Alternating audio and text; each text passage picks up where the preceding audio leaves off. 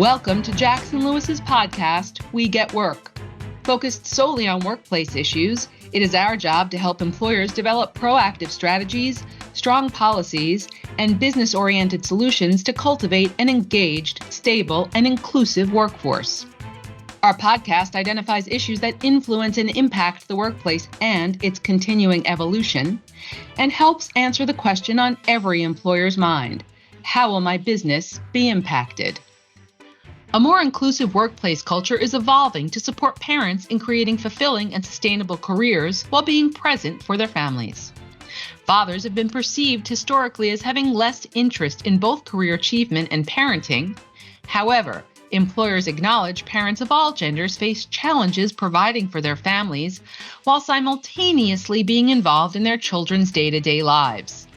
In part one of this two-part episode of We Get Work, 4 fathers discuss why it's essential to create a safe space for parents to address these issues in the workplace, while providing practical takeaways on what employers can do to help. In part 2 of this two-part episode of We Get Work, our 4 dads discuss the push-pull between work and home life, how employers and parents can openly communicate their needs, and what employers can do to boost employee morale. Our hosts today are Ron Bell, Chief Legal Officer at Collective Health, Tim Dominick, a principal in the Long Island office of Jackson Lewis, Drew Koslow of Counsel, and Ben Maines, an associate, both in the Jackson Lewis, San Francisco office.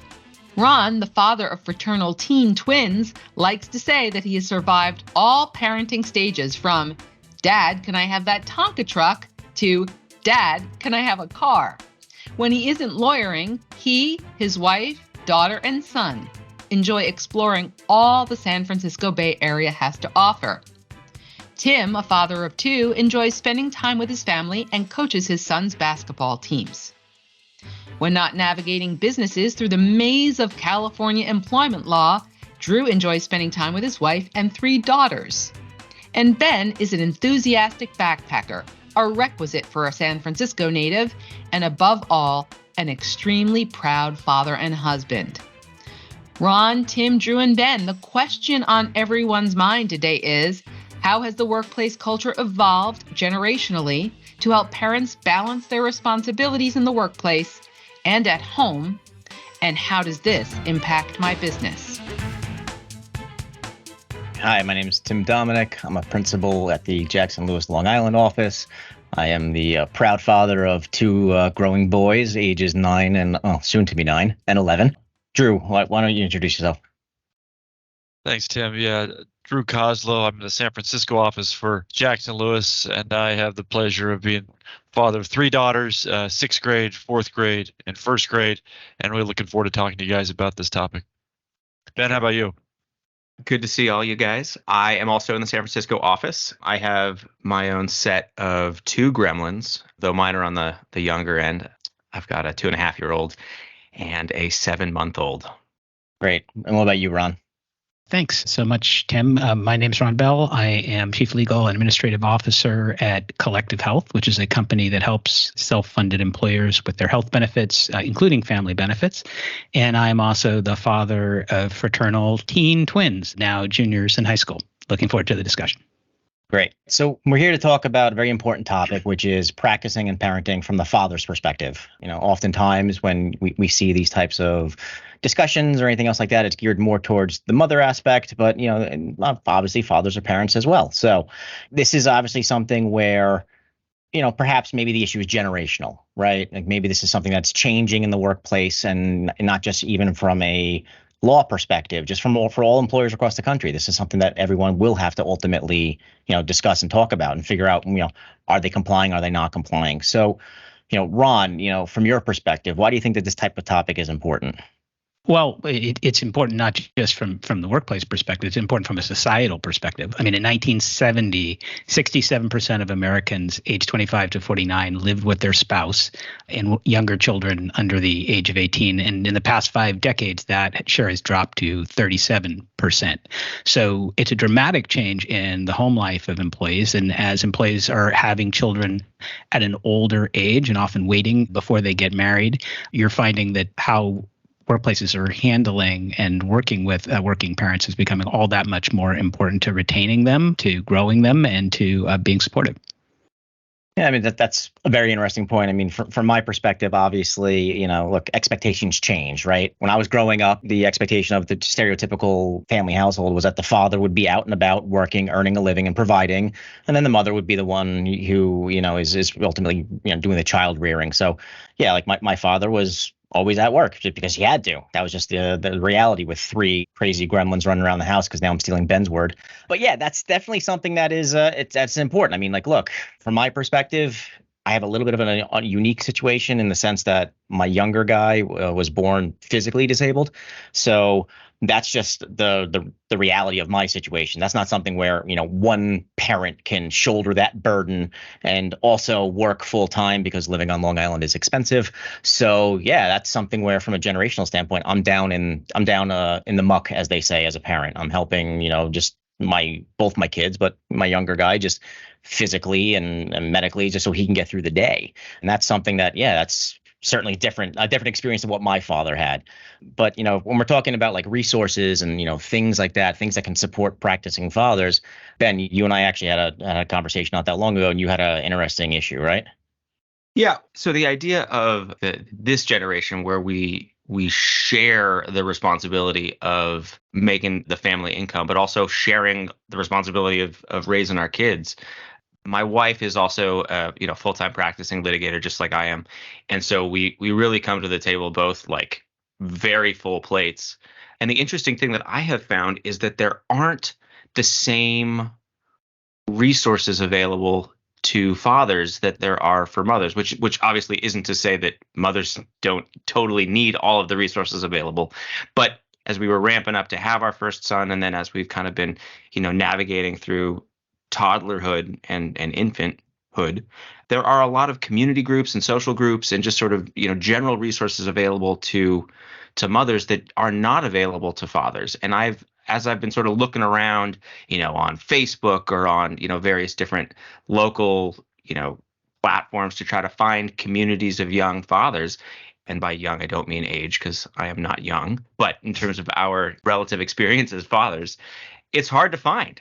And even in the universe where it's far more common these days for both parents to be, just as crucial for the family income side of things, it's hard to find folks who are in a similar boat, where the expectation is that we do, as all four of us do, we put in the hours at work. There's constantly a negotiation between my wife and I about like, who is not going to take this hour to bill, who is going to forego doing this call or forego doing this court appearance or whatever, so that we can make sure that there's somebody always here for the kids. So yeah, so it's definitely, something that I've been on the hunt for, trying to find community groups, frankly. And this is such an awesome opportunity for us to kind of connect in ways that, I didn't know were available even to us at the firm. So thanks y'all for doing this. It's a great point. And Ben, look, as far as age is concerned, young at heart, that's all that really matters, right? But, but by looking at this, when you're talking about perhaps, lack of resources, I something I just took away from what you said, it's expanded upon the conversation we had previously, is, yeah, there maybe are some issues where, generational issues are breaking down, right? Like even within like the home, whoever you're co-parenting with, those folks are expecting equal pitch in from everybody, as they should. I mean, that's the reality of it. I mean, like, personally, I'm a relatively successful attorney, but I also want to be a relatively successful father. And I think that's important overall. So potentially, maybe this is a situation where, from a societal standpoint, there's, we got some catch up work to do, right? We need to get some more resources out there to help people. But Drew, I mean, from your experience, what are some of the things that you see and struggle with when you're talking about this topic? I appreciate that. And kind of to Ben's point, I think like all things, or like many things, at least recently, that, COVID has definitely altered our perspective on the home life. And I think it has definitely shifted prior expectations, prior belief structures as to what a home parent looks like for the better.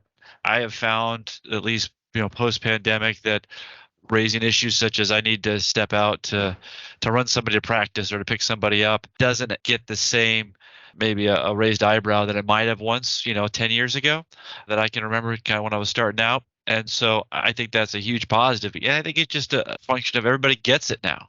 We kind of had these separate lives for so long, and then we were forced to throw it all together for a period of time, and everybody was in that boat.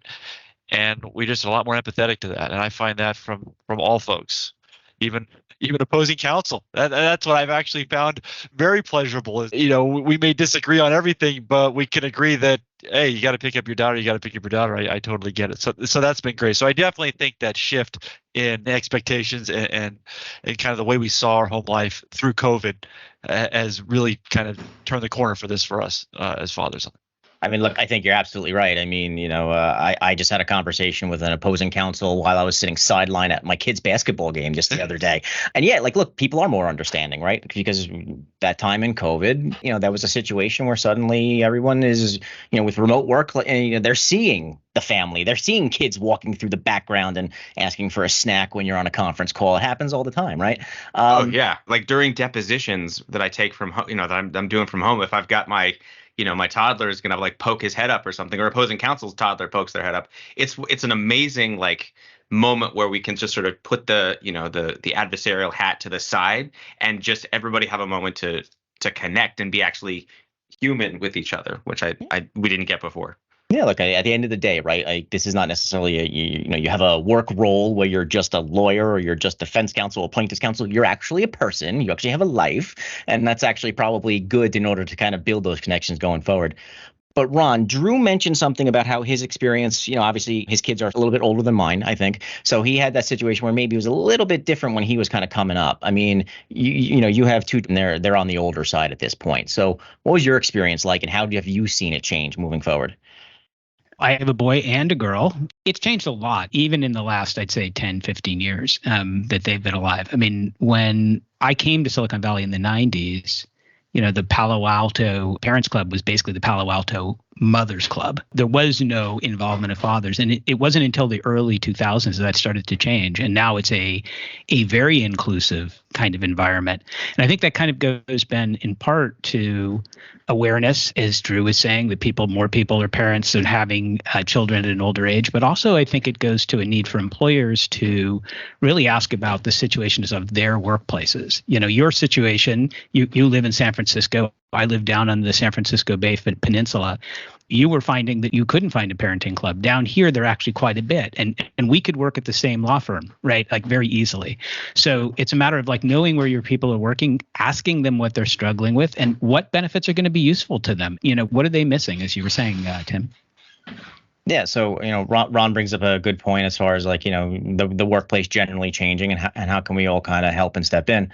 And Ben, you mentioned obviously your anecdote about folks popping up during depositions, but in your mind, look, hybrid work, it works for some, doesn't work for all. But in your mind, has hybrid work kind of affected this type of trying to balance your home life and your work life? Well, again, in a family with two litigators and two really young kids, it's I call it that whenever anybody comes in the front door, I always say welcome to the Thunderdome, because it's a madhouse all the time. But I really enjoy it. I mean, my wife primarily works from home. I work from home as often as I can. Our oldest is in preschool now, but there's always some craziness going on. And I know that there is value to having a work-life divide. There are days definitely when I go into work and it's just relaxing to be in my office as opposed to at home. But at the same time, I love that divide has sort of broken down and involving my kids and involving my family. And it feels way more holistic, and the fact that I could take my full paternity leave and not feel like I was getting judged for it, that I was, that people were absolutely understanding, and not only understanding, supportive. Or telling me, there was a couple of times when I would sneak on to check my email and just check on how a matter was doing, and I would get scolded from folks saying, "What are you doing? Go back to the Thunderdome for a little while." First and foremost, I feel seen and heard because I literally make a Thunderdome reference about my own house on a weekly basis.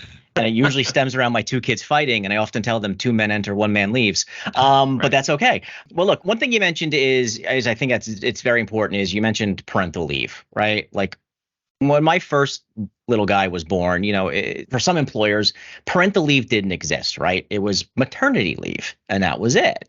And perhaps if the father would take some time, but some people often felt pressure to come back to work. It seems now that that's changing. So, Drew, when we're talking about, that type of an issue, what are your thoughts about, removing certain stigmas from a workplace environment when it comes to this type of a topic? I think it's important for employers to be aware of this kind of shift, and they have to have that expectation that their employees are going to expect it. That, if they want to take the leave, if the leave's available, that they should be able to take it. I mean, not just with parental leave, but just with, if it's intermittent leave or if it's time to step away early from a day. Employers, I think, in this kind of post-COVID turning the corner, as we were talking about earlier, need to be aware of that their employees are going to expect it. And as long as there's that healthy respect between the employer and the employee, that the work is going to get done, the work is getting done at a high quality, that, they need to be able to not, be as draconian as perhaps employers might have been in the past with expectations, or maybe here's the policy, but here's really what goes on around here. Because not only do employees deserve it, but they're going to expect their employers to treat them that way.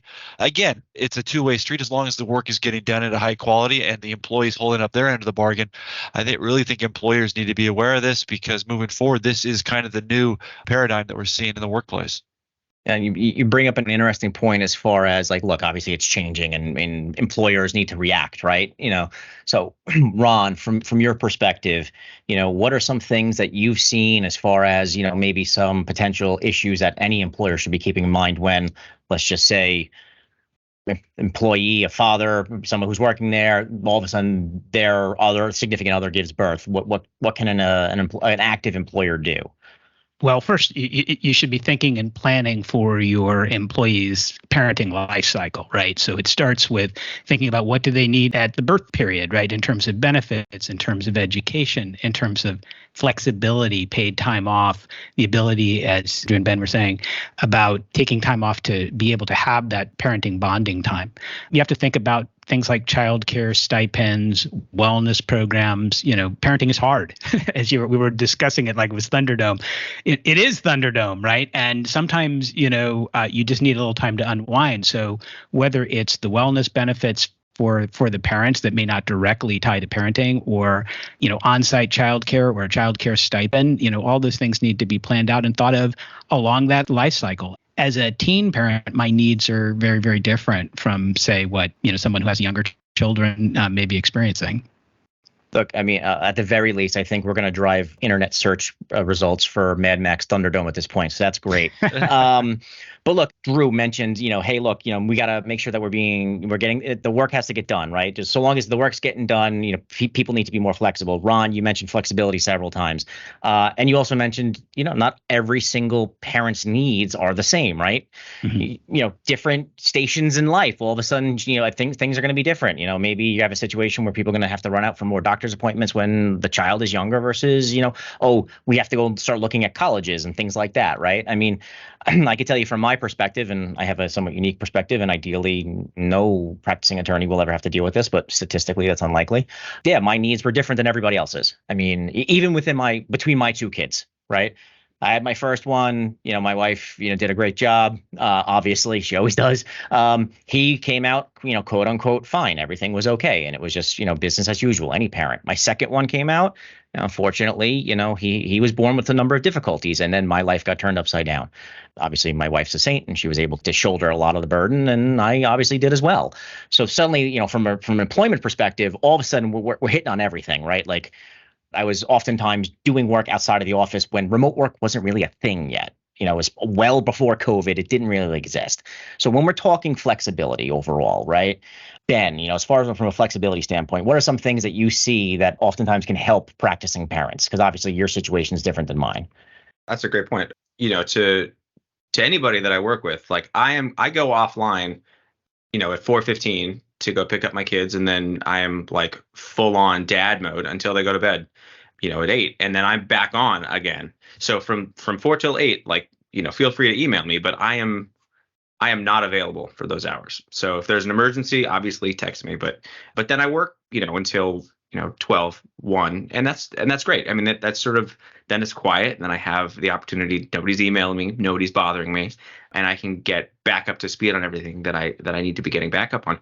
But it's been, the fact that not only internally everybody understands that, but like we were talking about earlier, opposing counsel get it, in-house get it. Like it's just sort of a par for the course thing. It's something that when I first, kind of made it known that I was going to need to take this period of time to be with my family, that I was a little bit worried about that. Like I didn't want people thinking I was, cutting out of work early, or that I wasn't really putting in the time. And then folks start seeing emails from me at, 12:30, 1 o'clock at night. And they're like, oh, okay, well now I understand where those hours are going. So that's been really, really helpful, that even though we live in this profession now where like you send an email, we expect a response. You leave a message, you expect a response immediately. And I don't have to have an out of office saying I'm going to help my kids. It's just sort of understood. And I found that to be really, really, really great. And that I don't know that I would find elsewhere, actually. I mean, look, that's a great point. I mean, from my perspective, pre-COVID to COVID, pre-COVID, when my younger guy was, we were traveling across the entire country and we've lost count. I want to say 16 surgeries or something like that. Like in that experience, in that situation, yes, of course, my employer was more than understanding. My adversaries, the bulk of them, were more than understanding. Everything kind of worked out fine. And then life got back to quote unquote normal. And then the pandemic hits. And then, yeah, you know what? I think across the board, lots more people are much more understanding when it comes to this topic because, look, most folks, in our stations of life, they're parents as well. So they have similar experiences. I mean, so when it comes to some of these things, Drew, what types of things have you implemented in either your home life or your career life where you're trying to figure out that balance? Yeah, I mean, I think that's just such a loaded word, balance, work-life balance, all these things, it's this unattainable idea, but we still strive for it. And so really, I think the number one thing we can do is be empathetic to other folks. And that actually, I think, helps, my situation, because as long as I'm aware of other people's situations, then they're much more aware of my situation. And I think, what I implement at home would be those things as though, I have a dedicated workspace at home and I try and use that. Kids know when I'm working, little signs up, a little figure or something, whatever. I know, Ron, you have a kind of a system for that, don't you? I do. I have a little Yoda statue, and when Yoda is standing up, that means Dad is not to be disturbed. But when Yoda has fallen over on his face, then the kids can come by and ask anything that they want. And they sometimes forget, but it's our little secret, and it seems to work very well for them. Yeah, and so I always think there's just little things you can do to try and still draw a line at home, because that is one thing that I have really struggled with, is the benefits of being able to work from home, but then trying to minimize the negatives. And one of the big negatives is just this meld of physical space. And then there's the different expectations among the family, and then there's expectations with myself when I'm in that space. So trying to draw physical lines or using little systems and symbols like Ron used, I think is a huge help on the home front. Thank you for joining us on We Get Work. Please tune into our next program, where we will continue to tell you not only what's legal, but what is effective. We Get Work is available to stream and subscribe on Apple Podcasts, Google Podcasts, Libsyn, Pandora, SoundCloud, Spotify, Stitcher, and YouTube. For more information on today's topic, our presenters, and other Jackson Lewis resources, visit jacksonlewis.com. As a reminder, this material is provided for informational purposes only. It is not intended to constitute legal advice, nor does it create a client-lawyer relationship between Jackson Lewis and any recipient.